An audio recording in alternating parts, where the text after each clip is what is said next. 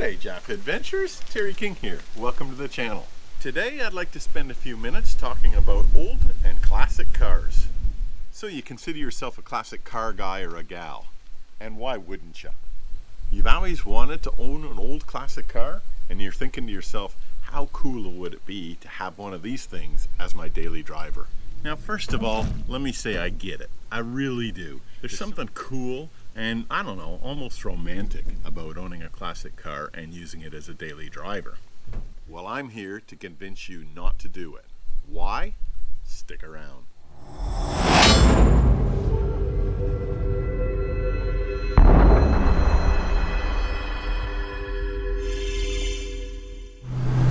So why should you not buy a classic car? Number one, noise. I am talking to you at the top of my voice at the moment, and I can barely hear myself think. Not all classic cars are like that, obviously, but lots are. When I get to my destination, it'll take me about an hour before my ears stop ringing and I can actually carry on a conversation with somebody. Modern cars are insulated beautifully, and there's not a lot of cabin noise in them. These old jiggers, they rattle and they bang. You can hear the harmonics bouncing off the panels in your eardrums. Simple things like the seatbelt stays bang and clatter and clang. If you're going to get an old car, 99% of the time you want a V8, and the V8s are loud. You can hear the rumble of the car through the firewall. The exhausts are typically quite loud. The bottom line is they are massively more noisy than a modern car. And that's just the reality of these cars, and you've got to come to terms with it. If that's something that you think that'll annoy you, walk away now. Next topic conversation is transmission, and particularly gearing. Older cars are typically not geared for highway speeds, either 100k or 62 miles an hour. I'm lucky with this car. I've got a 4-speed automatic transmission in it. That fourth gear is an overdrive. However, most old cars are not geared like that. So if you've got an original transmission, either a manual or an automatic, she will probably be screaming her you-know-what off at 100 kilometers an hour. So you got three options. Drive it screaming its you-know-what off, change the transmission out, or drop down to maybe 90 kilometers an hour to bring the revs down. But really, those are your options if you're going to be using it as a daily driver doing highway speeds. All right, let's talk safety features. And in most of these old cars, there aren't any. I've actually got a sash belt here. That is unusual, and that is an aftermarket belt. For 1950s cars, you're lucky if you've got a lap belt. Cars older than that, forget it. There are no seat belts at all. But what other safety features have we got? Crumple zones? Forget it. The crumple zone is the small car in front of you. Collapsible steering column? Forget it. Your rib cage will collapse before that steering column ever does. How about a padded dash? Nah, you don't even get one of them. Nothing but pure steel here. So on a little bit more of a serious note, safety features can be a big issue, particularly if you've got to get this past your partner, where safety is a really big concern. Next, let's talk about steering. Have a look at the size of this steering wheel. I'm not sure the actual size of that, but it's gotta be a good 50 centimeters across. Ever wonder why? Many old cars never had power steering. And the only way you were able to get the thing to turn when you were in a stationary position was to have a big ass wheel that you could swing off of. Of course, the other issue with steering is the steering ratio. Most old cars have a ratio such that you gotta do quite a few turns of the wheel, lock to lock, to actually get the thing to turn. Whereas modern cars have a much tighter ratio. While we're still on the subject of steering, see where that steering wheel is located? That's right, it's on the left-hand side. So if you're looking at getting a classic out of North America, it's going to be left-hand drive. And that can be a little bit tricky for some to drive. Again, still on the subject of steering, have a look at this wheel position. That's typically where a classic car will sit, and it can be a little bit uncomfortable to drive because it's on this quite steep angle. I'm lucky with this particular car in that it's got tilt, so it can tilt down and you actually are able to rest your arms a little bit easier. But if you've got a stock standard car without a tilt column, That wheel's going to be on a much more acute angle, and it'll eventually tire your arms because they're kind of sitting in this up position as opposed to down like this with a tilt wheel. So there's just a couple of items to consider with respect to steering. Let's talk about brakes next. Many old cars had drum brakes, front and rear. Now that poses a couple of issues. Drum brakes are a lot less efficient than disc brakes, so you've got that component to worry about. Secondly, drum brakes are very finicky when it comes to adjusting them. And if they're out of adjustment, when you jump on the brakes, rather than pulling you up in a straight line, they might actually spear you off to the left or to the right. Now couple that with potentially sloppy steering, and it could be a recipe for disaster. In many classic cars, power brakes were never a thing. So you had a manual brake, and you actually had to use quite a bit of pedal pressure to stop it. I'm lucky in this car I've actually got power brakes, but that's not always the case. Another aspect of brakes on classic cars is the master cylinder. In a lot of classic cars, the master cylinder is one chamber. What that means is you've got one chamber that feeds the brakes to all four tires.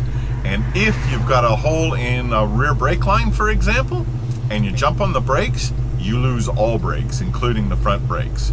Modern cars have a dual chamber master cylinder, where the front brakes and rear brakes are controlled in different circuits. So if, for example, you blew that rear brake line out, you only lost the rear brakes and not the front. And I've actually had that happen to me. I had a 57 Chevy with a single chamber master cylinder, and I jumped on the brakes and lost brakes altogether as I was heading into an intersection. And I actually had to throw the car in reverse to stop it. And I can tell you, when I went through that intersection, I had eyes like dinner plates. And if there was anybody coming through in the other direction, I would have got T-boned for sure. So braking's another very important consideration when you're looking at a classic car or an old vehicle. Let's talk about suspension and how a vehicle handles.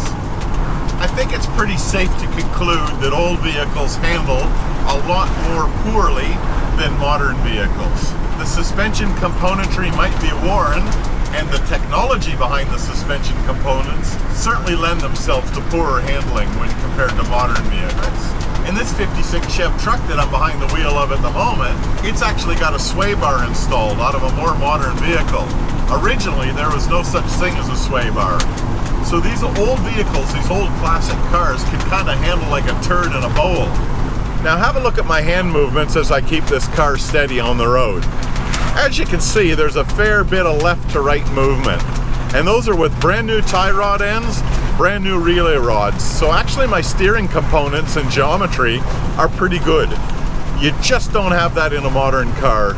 You've got a much tighter steering, and it's a lot easier to keep it central on the road. And that's just another consideration to have a look at when you're dealing with classic or old vehicles. All right, let's talk about the climate control system in your old vehicle. There's mine, a vent window and a window regulator. Have a look on the dash here. There's nothing. No such thing as demister, no such thing as a heater, and certainly no such thing as an air conditioner. Now that's not true of all classic cars, of course, but most cars of the 50s and 60s will only have a heater and very rarely an air conditioning unit. So if you live in a climate like I do in Queensland, for example, summertime is a very, very hot time of the year, and you're using your car as a daily driver and you're driving to work, oftentimes you'll have a very nice big sweat patch in the back of your shirt. How about security features on old cars? Not a lot. On my car, on the passenger side, there's a door lock. It's controlled by the handle from the inside. And on the driver's side, there's a door lock, which is controlled again by the handle on the inside.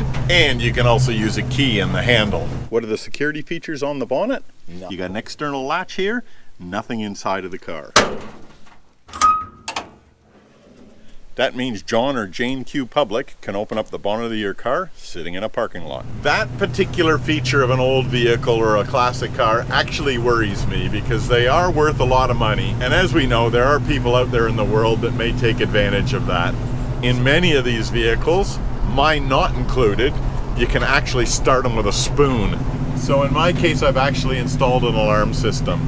It's more of a deterrent because if you've got thieves that are smart, they'll find ways around it, but at least it'll slow them down a little bit. Now there's very much a lack of technology under the bonnet of old school cars. I'm not going to get into things like electronic ignitions and points distributors and that sort of stuff. The two main things I want to cover off are cooling and fueling. On the subject of cooling, I've lost count on the number of old cars that I've seen that have cooling issues. Now on my particular car, I don't have a cooling issue, which is quite amazing actually, because if you can see here, there's no fan shroud and there's a direct drive fan here on the radiator. And I think the reason I don't have any cooling issues is simply because the radiator is modern enough and large enough to overcome that. So that is one thing that you need to be aware. If you're at the seller's house, ask them whether it overheats in the middle of summer sitting in traffic, because if it's going to happen anywhere, that's where it'll happen. The second thing I want to talk about is fueling. And to frame that conversation, have a look at a cold start with an EFI versus carbureted.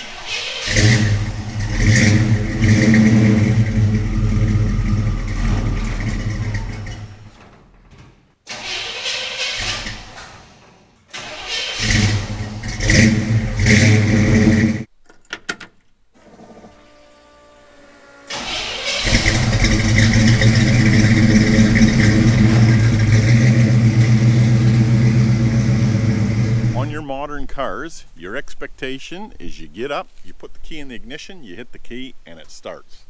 On old carbureted cars, they're a lot more finicky, both in cold start conditions and on the road. For example, on the road they can have flat spots, they can have areas of hesitation, things like that that you just won't find in an EFI car. Now you can dial carburetors in to be pretty bloody good, but ask yourself this, are you a carburetor expert? Do you want to spend your time under the bonnet, tweaking with jets and trying to get the idle air mixture right? I suspect the answer to that is probably no.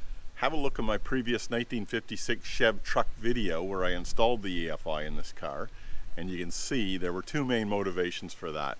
One was the fact that I had it sitting on the shelf, and the second one, of course, was the drivability of the car, and it is so much better. While we're on the subject of fuel, fuel economy might be a consideration for you as well. This car's got a small block Chev V8 in it. On the highway, I'm getting about 15 liters per 100K, which is about 15 miles per gallon in the old measurement. When I get into the city driving, that jumps up to 20 liters per 100K, or 11 miles per gallon. The final point that I'd like to make about these cars is that generally they will need more maintenance than your modern cars. And if you're not comfortable swinging off of a spanner, maybe this type of a car isn't for you, because I guarantee your head will be under the bonnet a whole crap load more than it will on a modern car. So what's the bottom line here? Are you still keen on getting a classic car? If after this video you've answered the question, yes, I still am, you know what? You might really truly be a car guy or a car gal. Me personally, I love them. I love all the idiosyncrasies that you have in these old vehicles, and I'm prepared to live with those with the trade-off of driving a really cool and unique vehicle. But you've got to answer that question for yourself. Are you prepared to make that trade-off? If you think the answer to that is yes, go in with your eyes wide open. Heck, if you've got a mate who's got an old classic car, see whether you can jump behind the wheel. Give it a test drive. And that might actually be it for you. You might go, you know what? That's not my type of a car. They look cool, but not as a daily driver. Bottom line, only you can decide, and I trust that this video has provided you with a little bit of insight of the things to consider when you're evaluating these cars as a daily driver. Me personally, I love it. I wouldn't have it any other way. Very possibly, you might see me broken down on the side of the road somewhere on my daily commute.